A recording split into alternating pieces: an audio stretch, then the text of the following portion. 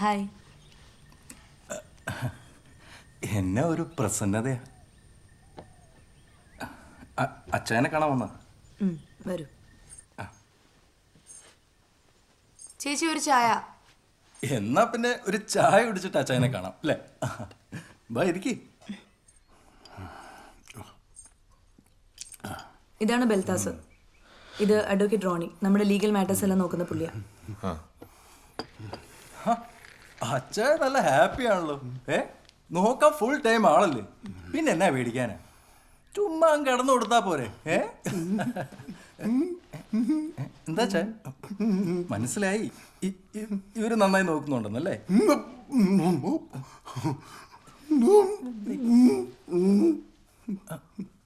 അച്ഛൻ പറയുന്നത് എന്താന്ന് മനസ്സിലാവുന്നുണ്ടോ? അതിപ്പോ വക്കീലിനെ കണ്ടതുകൊണ്ട് ബില്ലിന്റെ കാര്യം ഓർത്താന്ന് തോന്നുന്നു അല്ലേ അച്ചായ? അത് അച്ചായൻ പറഞ്ഞ പോലെ തന്നെ റെഡിയാക്കിയിട്ടുണ്ട്. എല്ലാം സെലനിക്ക് കിട്ടും.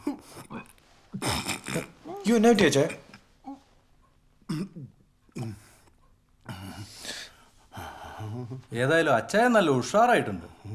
ഇനിയിപ്പോൾ അധികം താമസിക്കാണ്ട് 6 മണി പോലെ എണീറ്റ് നടക്കും. നടക്കുന്നു. എന്നാ ഞാൻ ഇറങ്ങട്ടെ അച്ചായ? ഇടയ്ക്കിടയ്ക്ക് വരാം. എന്നാ ശരി. നിന്റെ വീട് എവിടാ? ഇവിടെ അടുത്ത് തന്നെ സാറേ. അടുത്തോ എന്ന് പറഞ്ഞ? എളങ്ങാട് തന്നെ. ആ, എളങ്ങാട്. സെലീന, ഒരു കാര്യം പറഞ്ഞേ. അതെ, അമേരിക്കയിലെ കാര്യങ്ങൾ അറിയുന്ന ഓർത്തിട്ട് മാഡം ഒരു രീതിയിലും വിഷമിക്കണ്ട. ജോണച്ചായൻ അവിടെ കിടന്ന് എന്നാ ഉണ്ടാക്കിയാലും ഞാൻ വിചാരിച്ച കൂളായിട്ട് അത് പൊളിക്കാവുന്നേ ഉള്ളൂ. മാഡം എൻ്റെ കൂടെ ഉണ്ടെങ്കിൽ ഒരു ദോഷവും വരാണ്ട് ഞാൻ നോക്കിക്കോളാം. എല്ലാ കാര്യത്തിലും ഞാൻ കൂടെ ഉണ്ടല്ലോ വക്കീലെ. ആണോ? അങ്ങനെയാണെങ്കിൽ ഞാൻ വേറൊരു കാര്യം പറയട്ടെ. അച്ചായൻ്റെ ബില്ലിൽ മാഡത്തിന് പ്രശ്നം ഉണ്ടാക്കുമെന്ന് 1-2 ക്ലോസ് ഉണ്ട്. അതൊന്നും മാറ്റി വെടിപ്പാക്കുന്നതിനെ പറ്റി മാഡത്തിൻ്റെ അഭിപ്രായം എന്താ? ഓ, അങ്ങനെ ചെയ്യുന്നതായിരിക്കില്ലേ നല്ലത്? അതെ, നമുക്ക് അതൊക്കെ ഒന്ന് ഡിസ്കസ് ചെയ്യണം. എനിക്ക് 1-2 നല്ല വീടുകളുണ്ട്. മാഡം സമയം പോലെ അങ്ങോട്ടേക്കൊക്കെ ഒന്ന് ഇറങ്ങ. ഞാൻ വിളിക്കാം. ഓക്കെ, മതി.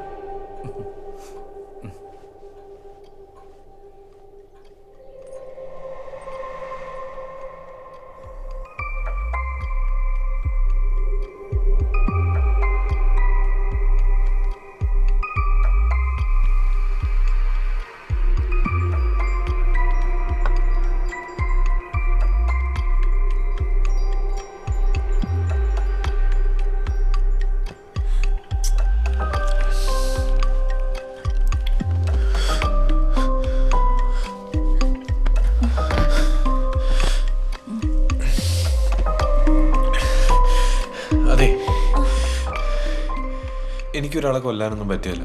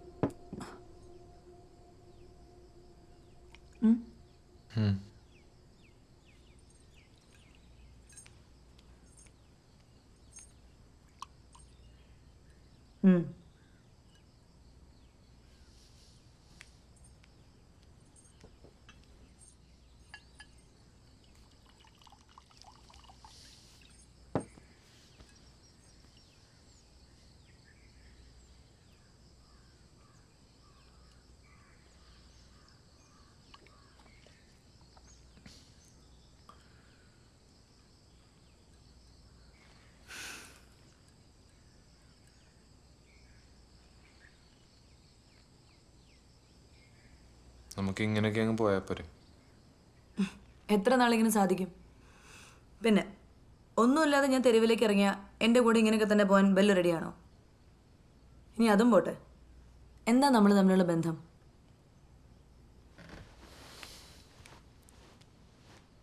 നിന്നെ എനിക്ക് ഒരുപാട് ഇഷ്ടമാണ്. പക്ഷെ അതിനുവേണ്ടി അച്ചായനെ കൊല്ലാനൊന്നും എന്നെ കൊണ്ട് പറ്റത്തില്ല. അതൊക്കെ സത്യം പറഞ്ഞ ഈ ബെല്ലിനെയാണ് എനിക്ക് കൂടുതൽ ഇഷ്ടമായത്. നാളൊരു കാലത്ത് സ്വത്തിന് വേണ്ടി നീ എന്നെ കൊല്ലില്ലെന്ന് ഉറപ്പായല്ലോ. അപ്പം നമ്മുടെ പ്ലാൻ മാറ്റുമല്ലേ? അതൊക്കെ നിന്റെ ടെൻഷൻ കണ്ടപ്പോഴേ ഞാൻ ഉപേക്ഷിച്ചു.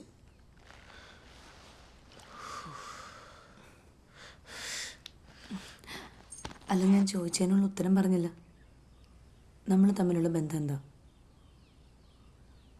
അങ്ങനെയൊന്നും ചോദിച്ചാൽ എനിക്കറിയത്തില്ല.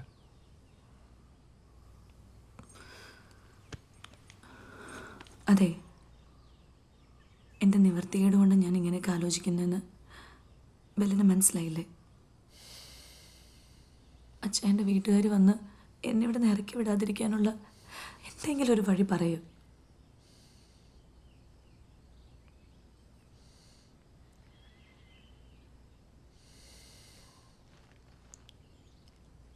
ഞാൻ നാളെ വരാം.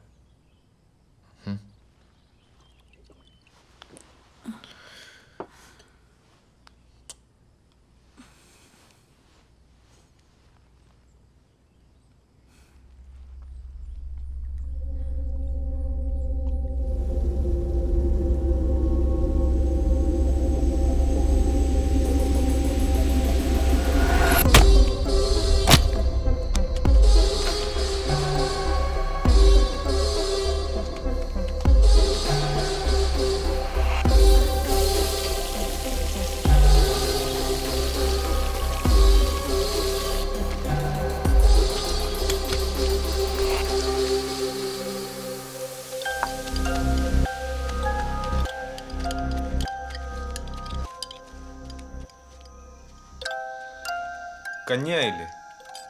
ആ, ദാ അച്ഛനുള്ള കഞ്ഞി. ഇത് അച്ചായനുള്ളതാണോ? അതെ, അച്ഛൻ ഹാപ്പി ആയിട്ടിരിക്കട്ടെ എന്നേ. ഇതൊക്കെ കഴിച്ച അച്ചായൻ ബാക്കിയുണ്ടാവോ? ഉണ്ടാവില്ലായിരിക്കാം.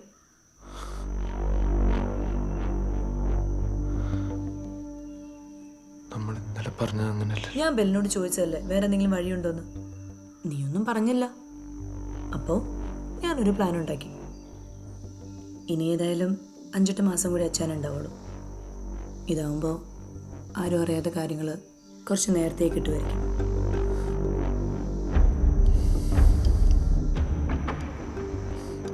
പ്രശ്നമാവത്തില്ലേ? ഏയ്, നമ്മൾ അച്ഛനെ നന്നായി നോക്കുന്നുണ്ടെന്ന് എല്ലാവർക്കും അറിയാം. വക്കീലിനും അത് ബോധ്യപ്പെട്ടതല്ലേ. ഏയ്, അധികം ആലോചിക്കണ്ട. ചൂട് പോ, ചെല്ല്, കൊണ്ടു കൊടുക്ക. ചെല്ല്.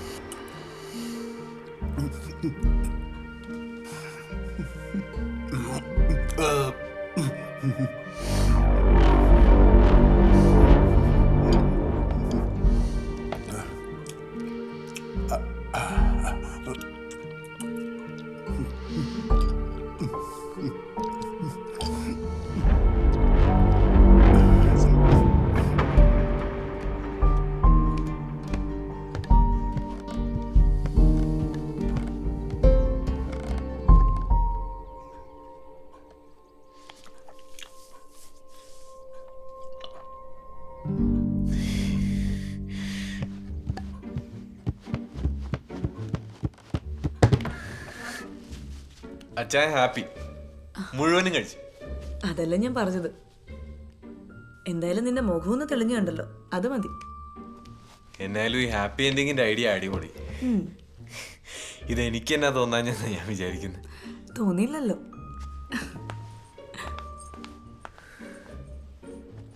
എങ്ങോട്ടാ? ഞാൻ എസ്റ്റേറ്റ് ഓഫീസ് വരെ പോവാ. ഓ, അപ്പൊ ഇനി എന്നും ഇങ്ങനെ ചെയ്യല്ലേ? ആ, ഞാൻ നാളത്തെ കാര്യം രജി ചേച്ചിയോട് പറഞ്ഞിട്ടുണ്ട്. പുള്ളിക്കാരി കൊടുത്തോളൂ.